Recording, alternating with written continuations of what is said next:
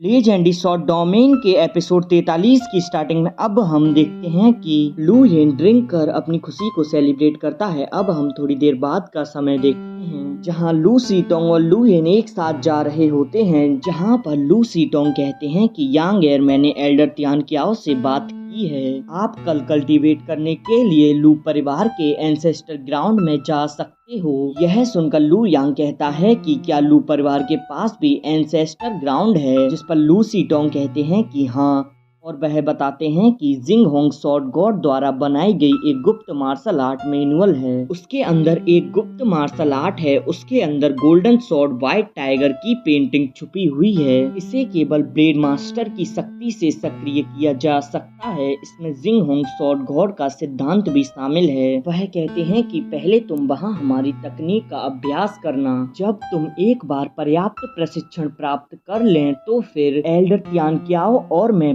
बारी से उस दीवार को सक्रिय कर देंगे, परंतु हम इसे सिर्फ 1 वर्ष तक ही जारी रख सकते हैं। फिर चाहे आपको इससे कुछ प्राप्त हो या ना हो, यह आप पर निर्भर करता है। यह सुनकर लू यांग कहता है कि ठीक है। अब लू यांग लू सीटोंग से कहता है कि आपके छोटे भाई लू सेंची को मैंने आज कहीं भी नहीं देखा और ना ही एंसेस्टर हॉल में रखी टैबलेट्स पर उनका नाम था, जिस पर लू सीटोंग कहते हैं कि मैंने इसके बारे में तुम्हें कभी नहीं बताया, अब मैं तुम्हें बताता हूँ। वह बताते हैं कि लू सेंची हेड नहीं बन पाया और वह हार गया। वह बदला लेने के लिए फिंडस अलायंस में शामिल हो गया। उसने सीमिंग को मारा था जब तुम बेस्ट डोमेन में वापस आ रहे थे। लू यांग सोचता है कि तो फिर वह था, चू होंगलांग इसमें नहीं थी।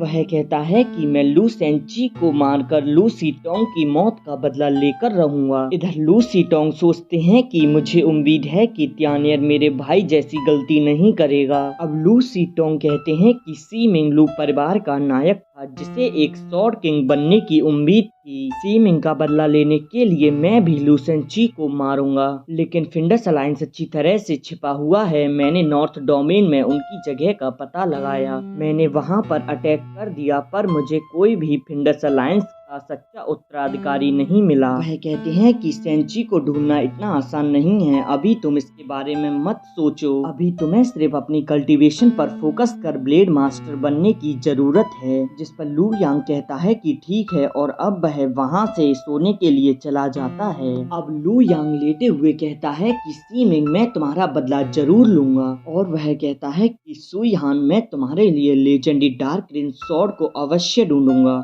और इन सब से पहले मुझे ब्लेड मास्टर बनने की आवश्यकता है। और अब हम सुबह का समय देखते हैं जहां लू सीटोंग के साथ लू यांग लू फैमिली के ट्रेजर ग्राउंड में आ जाता है। अब लू सीटोंग कहते हैं कि कुछ दिनों के लिए मैं यहाँ रहकर तुम्हारा मार्गदर्शन करूंगा। वह कहते हैं कि तुम्हें लू फैमिली की कल्टीवेशन करना आसान लगेगा, परंतु जैसे जैसे आप इसमें उच्च पर पहुंचते जाओगे तो फिर सब कुछ तुम पर निर्भर करेगा कि तुम इसे समझ पाते हो या नहीं। अभी भी मेरे पास समय है, तो फिर मैं तुम्हें कुछ दिनों तक तुम्हारा मार्गदर्शन करूंगा। अब लू यांग कहता है कि मैंने मार्शल मास्टर की तकनीकों के मूल को पढ़ा और मुझे पता चला कि हमारी सभी तकनीक व्हाइट टाइगर स्वॉर्ड एनर्जी से संबंधित हैं। लू सीटोंग अब उसका मार्गदर्शन करते हुए उसे प्रैक्टिस कराते हैं, और ऐसे करते करते आधा साल बीत जाता है।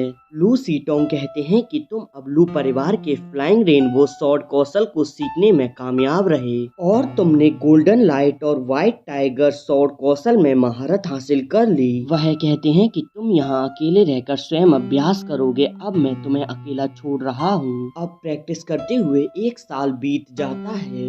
हम लू सीटोंग को देखते हैं जो कि प्रैक्टिस कर रहे होते हैं। तभी उन्हें पता चलता है कि कोई एक व्यक्ति ब्लेड मास्टर बना है। लू सीटोंग कहते हैं कि यह कैसे हो सकता है। वह सोचते हैं कि क्या यह जियान वुशांग है। तभी भागते हुए उनके पास लू फू आते हैं। वह कहते हैं कि हमें महान परिवारों और स्वॉर्ड सेक्ट से संदेश प्राप्त हुआ है कि जो व्यक्ति अभी अभी ब्लेड मास्टर बना है वह उनके परिवारों में से नहीं है। तभी लू सीटोंग सोचते हैं कि यह शायद लू जी हो सकता है, पर तभी उन्हें यांग एर का मैसेज मिलता है जिसे देखकर वह खुश होते हैं। वह सोचते हैं कि जरूर यांग एर ने इम्प्रूवमेंट की होगी और अब वह उसके पास आ जाते हैं। तभी लू यांग कहता है कि पिताजी मैं तैयार हूँ, आप golden sword white tiger painting को सक्रिय कर दीजिए। वह उसे बताते हैं कि ली जुही पहले ही ब्लेड मास्टर बन गया है, पर तुम्हें अभी भी अपने एंसेस्टर ग्राउंड पर अभ्यास करने पर ध्यान देने की जरूरत है।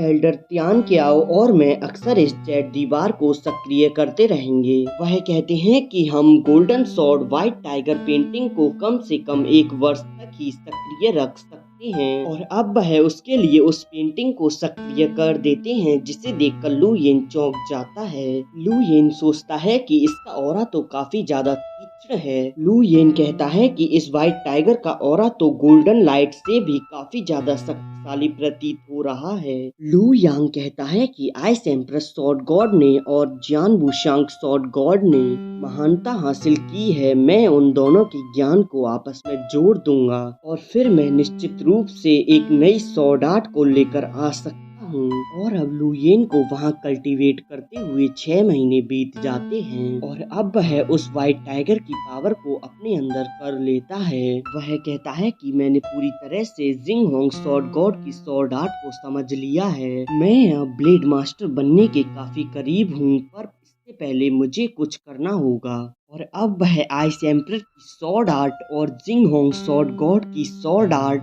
के साथ अपनी ताओसिन स्वॉर्ड को बीच में रखकर उन सभी को बैलेंस करने की कोशिश करता है और अब उसे उन सभी पर एक साथ महारत हासिल करने में आधा साल बीत जाता है और अब आखिरकार अब वह उन पर महारत हासिल कर लेता है और अब वह अपने हाथ में दोनों पावर को एक्टिवेट कर कहता है कि मैं तुम्हें फ्रोस्ट ब्लड कहूंगा और अब वह उनको रिलीज कर देता है और उसकी पावर को रिलीज करते ही पूरे स्वॉर्ड डोमेन में भूचाल आ जाता है और सभी को इसके बारे में खबर लग जाती है और यह एपिसोड यहीं एंड हो जाता है।